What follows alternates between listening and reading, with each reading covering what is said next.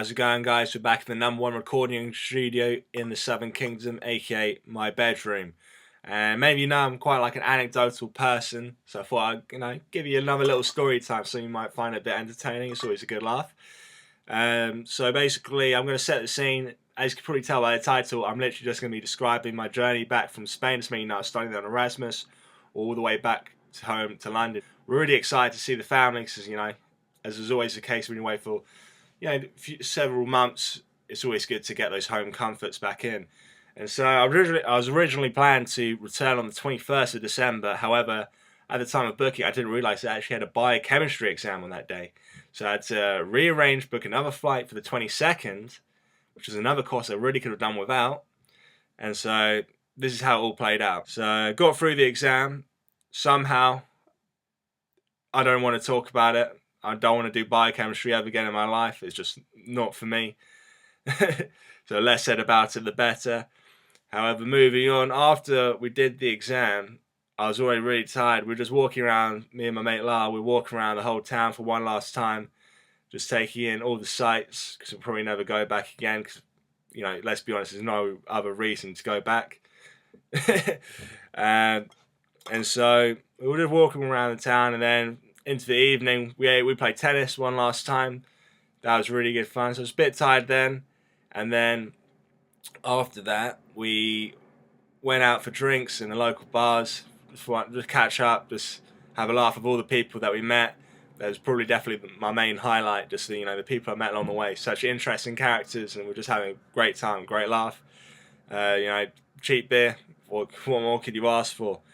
And so I got home maybe like 3 a.m.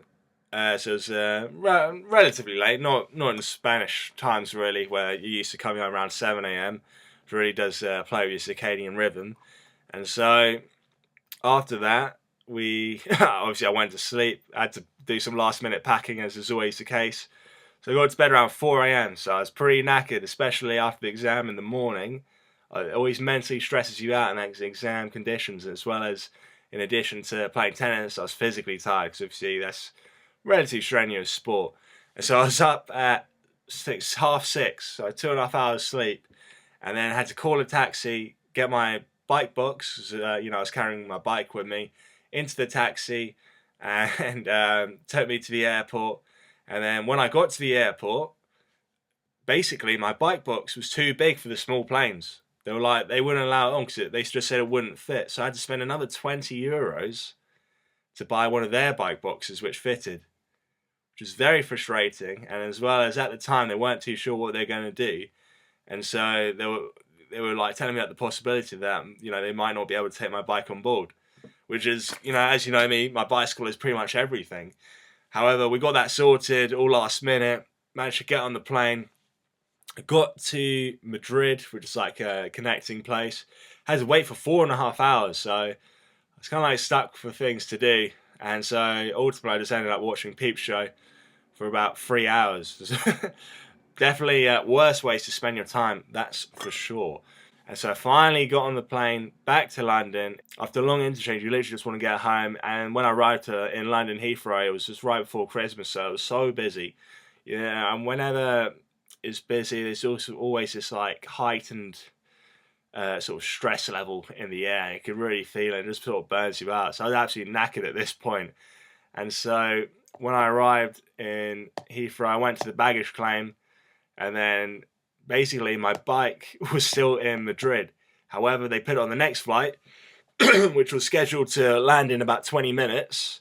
So it's not too bad at this point. So I thought, okay, I might as well just wait around for my bike. That way I can just unpack it, put it together, and then cycle back home. And so when I waited 20 minutes, I waited 40 minutes, I waited an hour, and after an hour and 15, the bike finally arrived. This was like 6, 7 p.m. It was pitch black. It was, it was cold outside. So finally, I was just grateful to see my bike there, and I was just looking for places to recycle the cardboard box. So obviously, you got to save the environment. So I put together all the different parts of the bike. Put the handlebars, measured everything correctly up to my right setup, and the last few things, I put my right pedal in, and that was fine. And then my left pedal, the bearings had somehow worn down, and it wouldn't screw in. So I was stuck at this moment because all that time watching Peep Show sort of drained my battery from my phone, so I couldn't call an Uber. I thought, there's no way I can cycle on this with one pedal. Bear in mind that I had 2 backpacks on. I was literally going full luggage. Most of you know that I like to travel as minimal as possible, but today was the exception. You know, I had my laptop, all the chargers, all my school books, all the textbooks and things like that. So I was carrying an absolute ton. And so I took it. I thought I'm going to take it to the train, and then they tell me when I'm there that they don't allow bikes onto the train. So I'm stuck there. What do I do?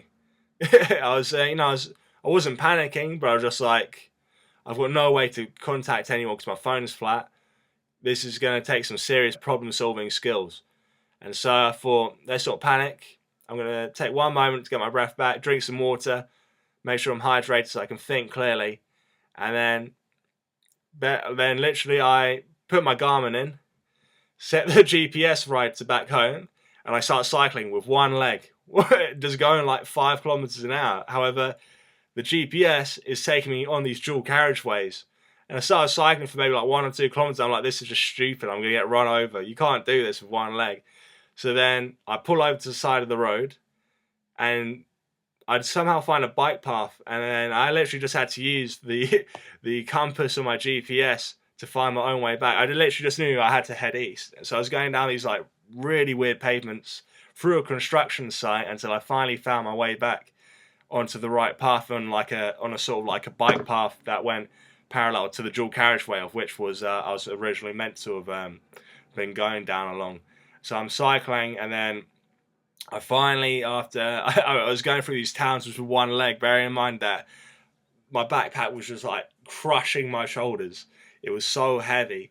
I just felt so rough, especially after all that stress and everything to do with traveling on a plane. You just want to get back, but that's where kind of just focused, didn't panic, and just thought it's going to come to an end at some point. So finally, after 12 or 13 kilometers of cycling one-legged with about 15-20 kilograms of luggage on my back, I finally get to Hounslow train station, put my bike on board the train, take it to Kew Bridge, and then get from Kew Bridge all the way home. However, just as I come home, maybe like 500 meters before my doorstep, I get a flat tire on the front and the rear wheel, both at the same time. You really couldn't make this up.